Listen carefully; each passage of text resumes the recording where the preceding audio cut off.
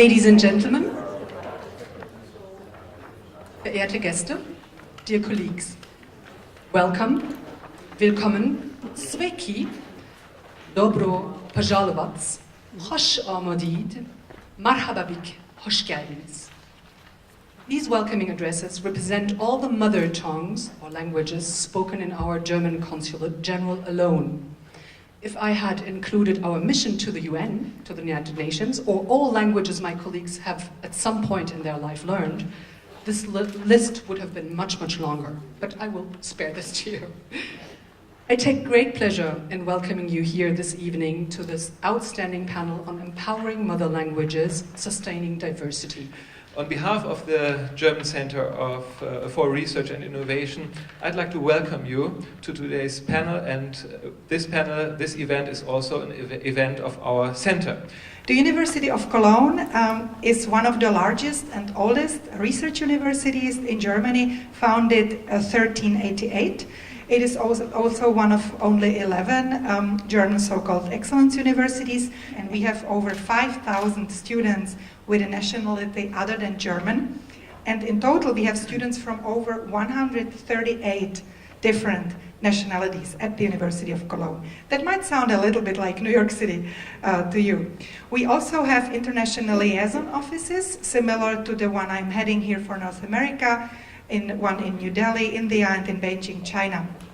We are very happy that Aria Adli, who is a professor of linguistics and head of the sociolinguistic lab at the University of Cologne, actually sparked the very first idea for this event, and that we could make it happen and that we can all come together here tonight. When I look at the schools in New York City, they are more segregated today than they were when the Supreme Court struck down segregation under Brown versus Board of Education. And that comes with linguistic segregation. I represent both the Upper East Side and East Harlem. And why some languages, because it's some languages, stay confined to the home, what we can do to promote the use of those heritage and home languages in public and educational spaces where they're accorded respect and dignity, and so on. So I want to just throw that out, and whoever wishes to take it first, go. So will we see power shifts? And so that's what I'm interested in talking about, right? Because we will see demographic shifts. In other words, we will see people of color growing in numbers in the US, in Europe, etc. But what we might not see is the shift of power.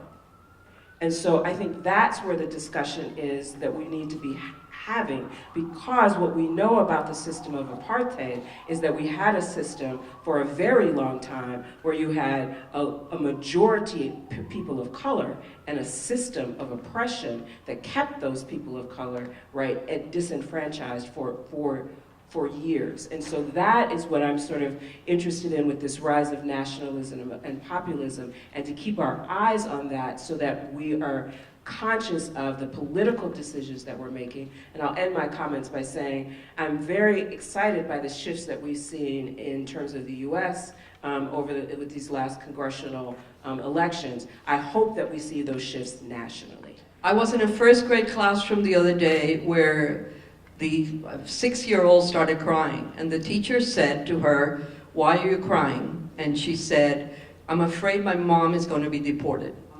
So the suffering that is going on, that is impacting this population that has now been told that they're criminals, that they're rapists, I think that is the real tragedy of what is happening.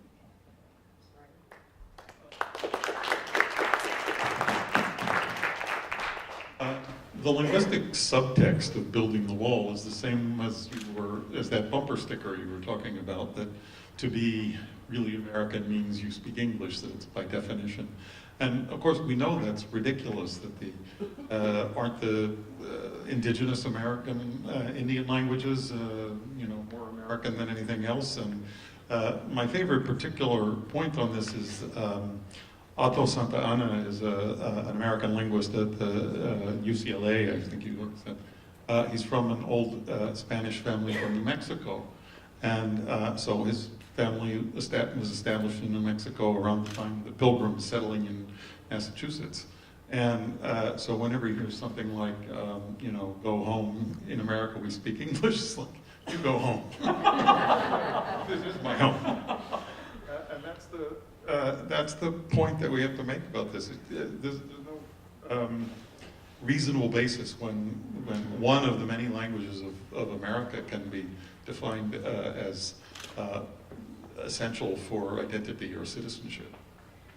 At the risk of sounding a little impractical, I'd like to look at that question from a historical perspective. So English is powerful now and prominent around the world as a consequence first of the British Empire and then the economic and military dominance of the United States over the last century, roughly.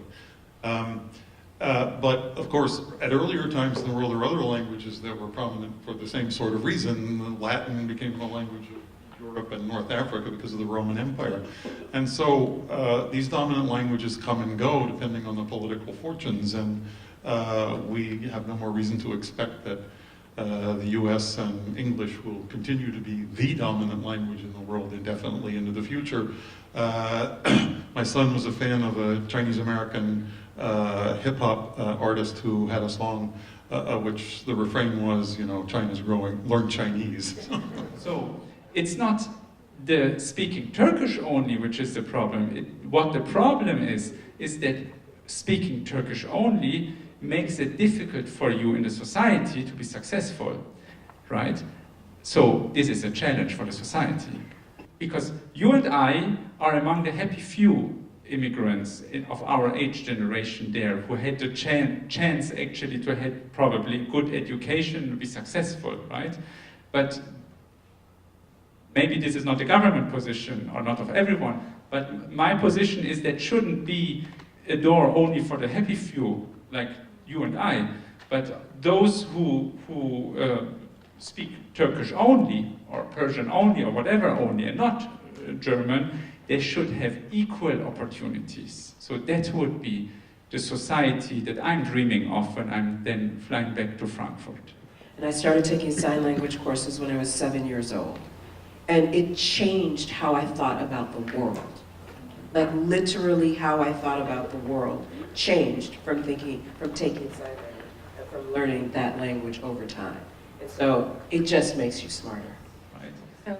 So I think if you're walking through a city and you see what your eye perceives is multilingual, and multilingual in a way that it's inviting and it's all the time reminding you that there is a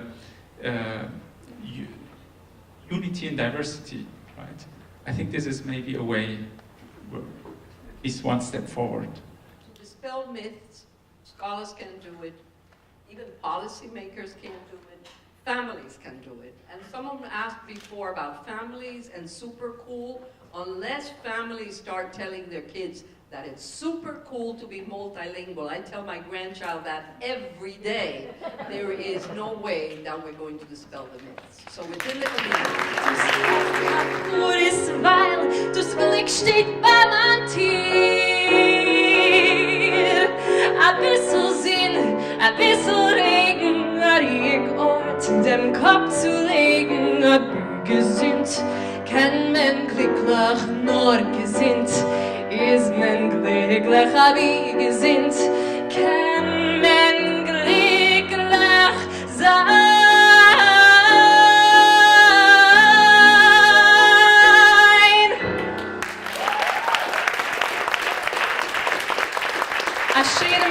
Thank you very much.